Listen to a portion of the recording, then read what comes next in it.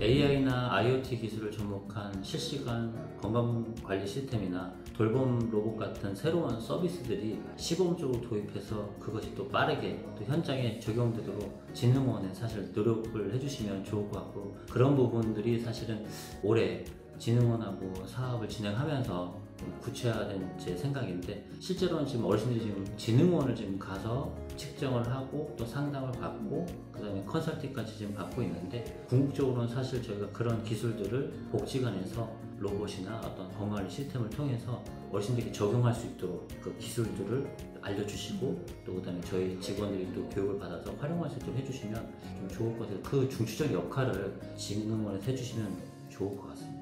진흥원이 이제 제공한 디지털 헬스케어 서비스가 이제 어르신들의 건강 상태를 이제 객관적으로 데이터로 이제 볼 수 있고 파악할 수 있어서 이제 맞춤형 건강 관리가 좀 가능했었고요. 또 어르신들이 개개인으로 이제 건강 변화를 수치를 확인할 수 있다 보니까 이를 토대로 저희 이제 뭐 운동 프로그램이나 영양 쪽, 그리고 또 인지 쪽 이제 활동에 필요한 부분을 좀 집중적으로 지원할 수 있었고요. 그 기관 운영 측면에서도 좀 더 이제 데이터 기반으로 좀 더 이제 전문적이고 효율적인 그런 전문성이 좀 더 강화됐었습니다.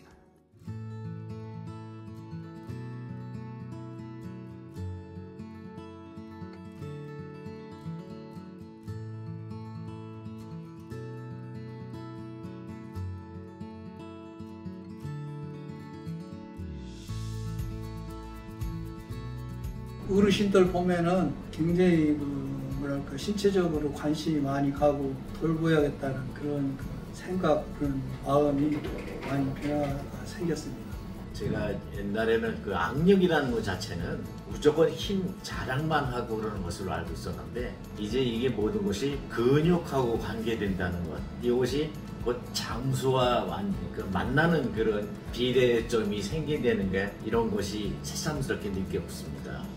네, 저희 기존 일자리와 다르게 다른 분야의 새로운 일자리였거든요. AI라는 자체가 어르신들이 이제 처음 접하게 되는 부분인데, 모두의 관심사인 헬스케어라는 분야를 가지고 어르신들의 참여 신청도가 조금 높았었어요. 그래서 그거를 기반으로 해서 어르신들이 조금 새로운 분야에 대해서 접근하면서 어르신들의 이제 역량을 조금 더 높일 수 있고 건강에 대해서 조금 향상시킬 수 있는 부분이 있지 않았었나, 그런 생각이 되고 있어요.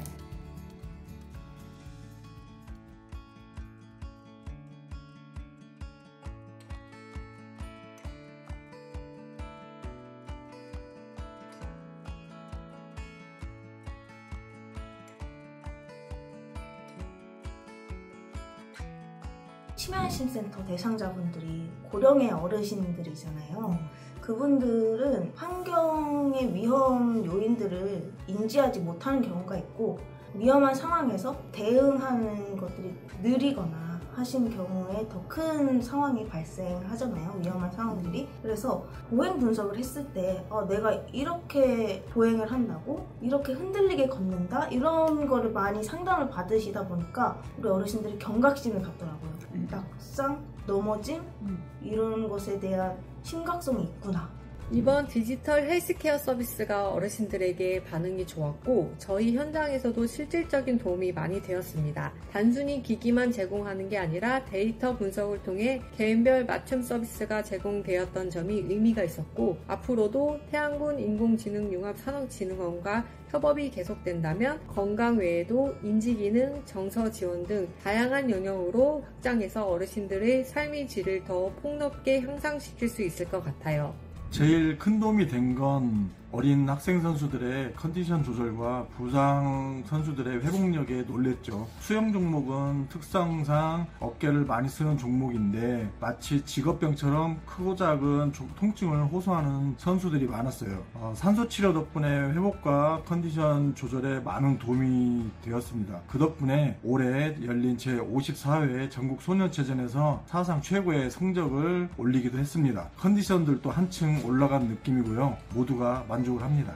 진흥원의 오토케어 프로그램을 이용하고 있는데, 평소 그 수영 훈련으로 근육 피로도가 굉장히 높거든요. 이제 저희 아이가 오토케어 서비스를 받으면서 많은 도움이 되었던 것 같아요.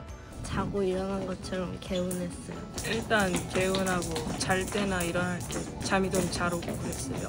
잠이 잘 왔어요.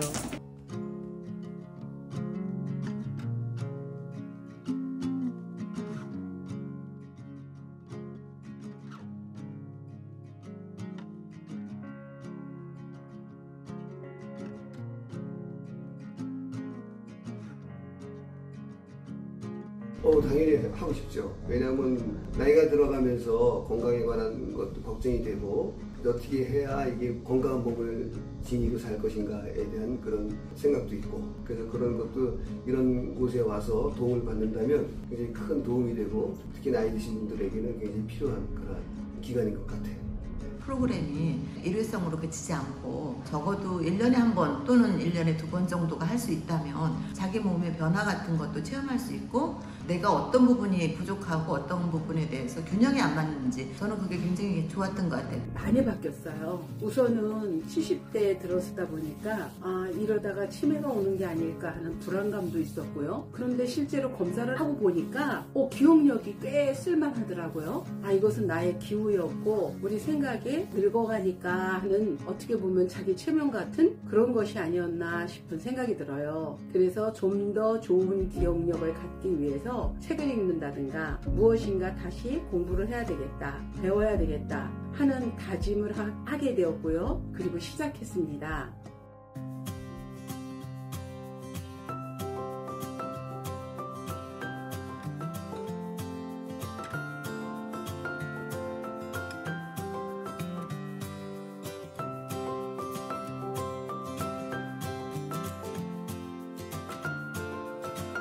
AI가 솔직히 처음 들을 때는 좀 생소하기도 했었고, 그리고 이런 것들이 이제 과학 이런 쪽에 접목돼가지고 건강이나 뭐 헬스 이런 쪽으로 활용이 된다라는 그것 자체를 생각을 못했었는데, 그날 와서 체험을 해보고 이 AI 기술이 이렇게까지 발전할 수 있구나, 그리고 일상생활에도 많이 도움이 되겠구나라는 좀 편안한 생각을 하게 됐던 것 같아요.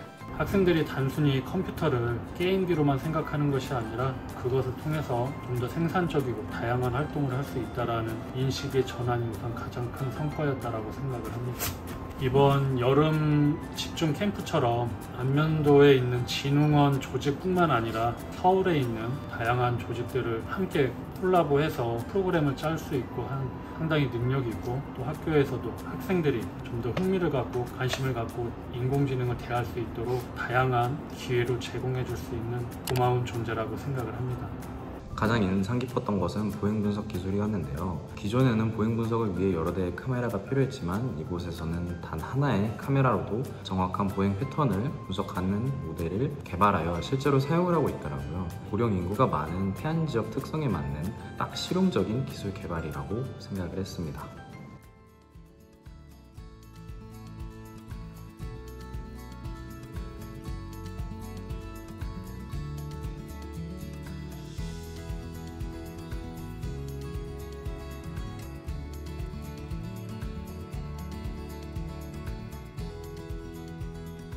재밌어요. 새로운 게임을 알 수 있었던 것 같아요. 같이 하면 더 좋아서 재밌고 긴장되고 신나요. 자기 실력보다 더 좋아지고 싶은 사람이 하면 좋을 것 같아요. 다 같이 활동하면서 하는 거라 친구들끼리 관계도 더 좋아지고 재밌기도 하고 더 자세히 알 수 있으니까 좋은 것 같아요. AI에 관심 있고 또 e스포츠에 관심 있다는 애들한테 소개되면 좋아할 것 같아요. 처음에서 조금 어렵긴 해도 재미있어가지고 또 하고 싶고 그래요.